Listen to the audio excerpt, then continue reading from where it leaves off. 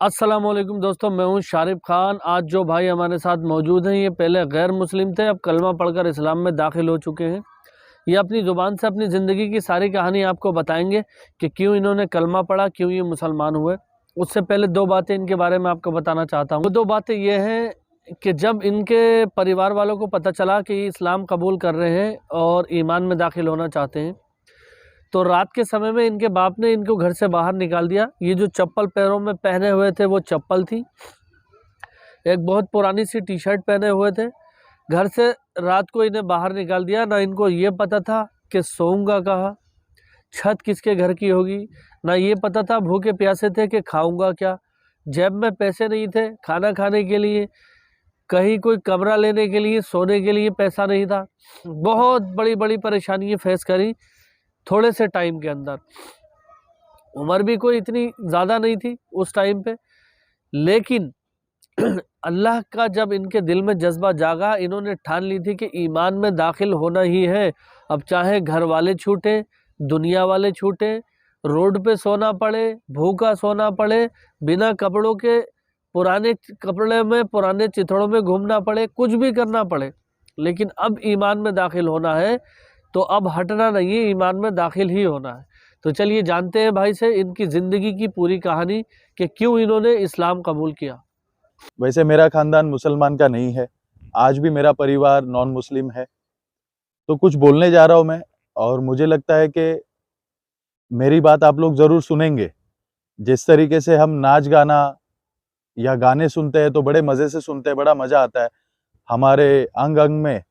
मतलब एक बोलते हैं ना कि बस शुरू हो जाते हैं हम लोग। तो एक हकीकत आपके सामने बयान करने जा रहा हूँ। देखिए, तलवार के नोक पर मैंने इस्लाम कबूल नहीं किया। ना मेरे गले पर किसी ने तलवार रखी थी, ना मुझे किसी ने ऐसा बोला कि तेरा गला काट दूंगा, कर ले इस्लाम कबूल। तो ऐसा कुछ नहीं हुआ मेरे साथ। बहुत इंटरेस्टिंग स्टोरी है मेरी। और आज मैं बड़ा प्राउड फील कर रहा हूँ, अंदर से खुश हूँ मैं, क्योंकि जो बात मैं बोलने जा रहा हूँ ये मेरी लाइफ का वो दिन है जिसको मैं आज तक कभी भूल नहीं पाया। आज भी मैं उस दिन को याद रखता हूँ। दोस्तों, वैसे देखिए, सोशल मीडिया पर हर चीज खुलकर लोग नहीं बोलते हैं, क्योंकि लोग अपना स्टेटस बना के रखना चाहते हैं। लोग ये चाहते हैं कि भाई मेरी बड़ाई हो, मेरे गले में ढेर सारा सोना हो। और आजकल भाड़े पे गाड़ियां भी मिल जाती है, भाई BMW ले आओ, ये ले आओ और अपनी बड़ाई करो, बताओ अपने आप को बड़ा बताओ। लेकिन तुम्हारा भाई एकदम आम आदमी है, एकदम नॉर्मल है। मेरे परिवार के पास, मेरे माता पिता के पास बहुत कुछ है। अगर मैं चाहता तो मैं ऐशो आराम की जिंदगी जी सकता था। जी हाँ दोस्तों, बिल्कुल सही सुन रहे हो आप। देखिए, इस्लाम कबूल करने के लिए मुझे कोई पैसे दिए गए नहीं है, ना मुझे आज भी। अल्लाह गवाह है, अल्लाह का लाखों करोड़ों एहसान है मुझ पर, कि आज तक मैंने जो कुछ भी करना चाहा वो मैंने पाया है। कहते हैं ना, कोशिश करने वालों की हार नहीं होती है। कोशिश करके तो देखो। तो मेरी लाइफ का वो दिन है जब मेरे दिल में इस्लाम उतरा, और मुझे जब ऐसा फील हुआ अंदर से कि यार इस्लाम को पढ़ना चाहिए, स्टडी करना चाहिए, तब मैंने शुरू कर दिया। समझ में नहीं आता था ये लोग क्या कह रहे हैं। यहाँ तक कि अजान भी समझ में नहीं आती थी कि अजान में क्या बोला जा रहा है। तो उसको समझने के लिए मैंने एक छोटा सा प्रयास किया, कुछ लोगों से जानने की कोशिश करी। और आजकल एक चीज बहुत कॉमन हो गई है, जो कुछ लोग ऐसा बोलते रहते हैं कि ये मुसलमान तो हमेशा इसी फिराक में रहता है कि कैसे मैं इसको कलमा पढ़ा दूं। तो आज का मुसलमान मैं नहीं समझता उस लायक है, क्योंकि आज के मुसलमान के पास दिन की बात करने का समय नहीं है। आज के मुसलमानों के पास दिन इस्लाम की बात करने के लिए भी समय नहीं है, इतने व्यस्त हो चुके हैं। या तो अपने परिवार के पीछे, या तो अपने बच्चों के पीछे, या तो अपनी वाइफ के पीछे। चलिए, माँ बाप के पीछे अगर दीवाने हैं तो बहुत अच्छी बात है। देखिए, मैं जब घर छोड़ा था उस समय मुझे किसी का कोई सपोर्ट नहीं था। यहाँ तक कि आपको मैं बता दूं, मेरा आईडी प्रूफ, मतलब जो मेरा लिविंग सर्टिफिकेट है स्कूल का, वो तक के मुझे नहीं मिला। तो ऑब्वियसली बिना आइडेंटिटी के बाहर रहना मतलब इतना आसान नहीं है। मैंने घर छोड़ा रात के 11 बजे। और घर छोड़ने के बाद सोचिए, मैं मुंबई का रहने वाला हूँ, यहाँ मेरा जन्म हुआ, मैं यहीं पर पैदा हुआ। जो मैंने शुरुआत किया, घर से रात को निकल गया, मेरे मेरे पैर में चप्पल थी और जुना पुराना एक टी-शर्ट था मेरे पास, बहुत ही पुराना हो चुका था, समझ लो फटने लायक हो गया था। हाँ, इतना पुराना टी-शर्ट वो दिन पहन रखा था, मेरी किस्मत मारी गई थी। उस दिन मैंने अच्छे कपड़े भी नहीं पहने। तो बस निकल लिया रात को, क्योंकि रात में बहुत ज़्यादा घर में कहा-सुनी हो गई और मेरे पापा ने कहा, 2 दिन तू रह नहीं पाएगा बाहर और तू वापस घर आ जाएगा। देखिए, ये बात उन्होंने इसलिए ऐसा बोला क्योंकि मैं, बताइए, मेरी जो सुबह होती थी ना, वो दोपहर में सुबह होती थी। रात को देर से सोना, आराम से उठना, आप सोचिए क्या ज़िंदगी है मेरी। तो घर में हर चीज़ का ऐशो-आराम मुझे मिला है, हर चीज़ समय से पहले मिली है। तो एक ऐसा लड़का जो कभी काम-धंधा नहीं किया, ना कभी नौकरी किया और अचानक मुझे घर छोड़ना पड़ जाता है, तो ये मेरे लिए बहुत ही ज़्यादा टफ और कॉम्पिटिशन है। जो पैदाइशी मुसलमान हैं, वो सुन रहे हैं शायद मेरी बात को, समझ भी रहे होंगे। मैंने जब घर से बाहर कदम रखा, तो ये दुनिया बड़ी अजीब लगी मुझे, क्योंकि रात का समय था और मैं खाने के लिए तरस रहा था यार, खाना नहीं मिला, खाना बड़ी मुश्किल से मिल रहा था। तो वहाँ पर कुछ लोग थे, जो रोड पर माँगने के लिए बैठते थे, तो बैठा हुआ था, उनमें से कुछ लोग मेरी अच्छी पहचान हो गई। कुछ ही घंटों में उन लोगों से मेरी अच्छी बात होने लग गई। तो उन लोगों ने मुझे कहा कि आप कहाँ से आए हो? तो मैंने बताया उनको कि मैं ऐसा-ऐसा करके घर से निकला हूँ और फिर उन्होंने मुझे बोला कि आप क्या करते हो, क्या नहीं करते हो? सब कुछ पूछा उन्होंने, तो मैंने उनको एकदम सच बोला, झूठ बोला नहीं, ठीक है? मैंने जो मेरा नाम है उमेश वो भी बताया। तब वहाँ से जो रात कटी है, सुबह ऐसा रियलाइज़ हुआ कि शायद मेरा जो पापा है वो सही बोल रहा था, क्योंकि उनकी बात में कहीं न कहीं दम है कि मैं बाहर रहने लायक नहीं हूँ। अब मेरे दिमाग में आ गया कि इस्लाम कबूल करना है, लेकिन इतना आसान नहीं होता।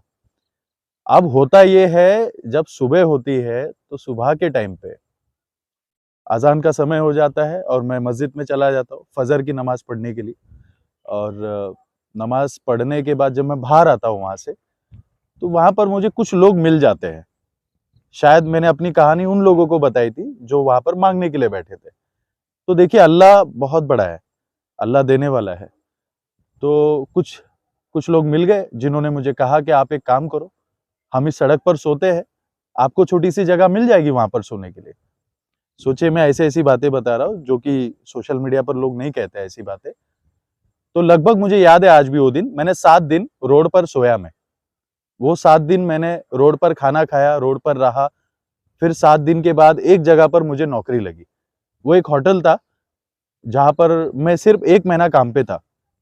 वहाँ पहुँचने के बाद मुझसे आईडी प्रूफ़ पूछा गया, तो मैंने बोला नहीं है। तो कैसे-कैसे सेटिंग किया गया, फिर उसके बाद काम लगा और काम लगने के बाद 1 महीना गुज़र गया दोस्तों, वहाँ से कुछ पैसे में मुझे मिले और फिर देखते-देखते मैंने मुंबई जैसे शहर में भाड़े का घर लिया। देखिए, अल्लाह देने वाला है, रास्ते खोलता जाता है। उस पर भरोसा कीजिए, क्योंकि देने वाला वही है। देने वाली ज़ात अल्लाह की, अल्लाह के सिवा कोई आपको नहीं देगा। अब दोस्तों, जो मेरा समय शुरू हुआ वहाँ से, लोग मुझे न जाने क्या-क्या नहीं बोलते थे। भाड़े का घर लेके रह रहा था, घर से फ़ोन आते थे, घर से बोलते थे कि क्या कर रहा है ये तू? कुछ नहीं होने वाला है, वापस घर आ जा, कुछ भी नहीं होगा। आप यकीन मानिए, आज मुझे 10 साल हो गए घर छोड़े हुए। मैं ऐसी सलाह नहीं दूँगा किसी को, आप ऐसा नहीं करिएगा, ये गलत चीज़ है। आप घर छोड़कर या अपने माँ-बाप को छोड़कर बाहर जाएँगे, मत करिए। मैं सिर्फ़ अपना लाइफ़ का स्टोरी बता रहा हूँ। दोस्तों, देखते-देखते सोशल मीडिया का मेरे पास ये एक प्लेटफ़ॉर्म आया। अब एक दिन मैंने एक वीडियो बनाया था, वो वीडियो मेरा रातों-रात वायरल हो गया। सुबह उठकर देखा तो लोग मेरी चर्चा करने लग गए। मैं जब काम पर निकल गया था जाने के लिए, तो वहाँ के सेठ ने मुझे मना कर दिया कि बेटा आज के बाद यहाँ पर काम पर आना मत, क्योंकि वो नॉन मुस्लिम थे। और मैंने एक वीडियो बनाया था मुसलमानों के पक्ष में, वो वीडियो वायरल होता है और वायरल होने के बाद जो मेरी परेशानी शुरू हो जाती है, मैं ही जानता हूँ क्या हुआ मेरे साथ। कई सारे लोग धमकियाँ देने लग गए, इम्तियाज़ हम तुझे मार देंगे, तुझे काट देंगे, ऐसा कर देंगे, वैसा कर देंगे। तब मुझे रियलाइज़ हुआ कि अरे यार, मैंने शायद गलती कर दिया, मैंने बहुत ज़्यादा बोल दिया। फिर देखते देखते दोस्तों समय आ गया, शादी का वक्त आ गया, फिर बातें चलने लग गई। मेरे दोस्त मेरे को लेकर शुभचिंतक थे, तो ऑब्वियसली उनके माध्यम से मेरी शादी हुई। दोस्तों मैं कहना क्या चाहता हूँ आपको, ये समझाने आया हूँ, सब्र करने वालों की हार नहीं होती। देखिए ये एक मोटिवेशनल टॉपिक है, जो मैं अपनी लाइफ का किस्सा बता रहा हूँ ना, आप इसको किसी भी वे में ले सकते हो।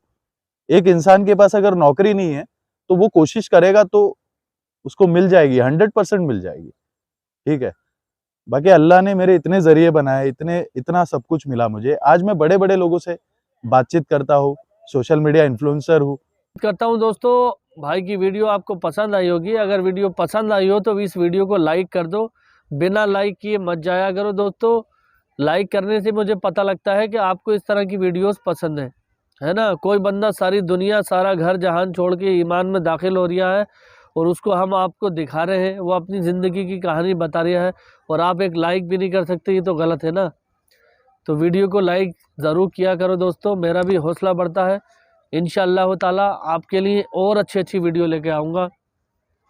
और जाते जाते एक बात बताता चलूँ, पश्चिमी उत्तर प्रदेश में इस टाइम डेंगू का कहर छाया हुआ है। कोई एक डेंगू का मच्छर है जो लोगों को काट लेता है और उससे उनकी मौत हो जाती है। तो अपना और अपने घर वालों का सबका ख्याल रखो।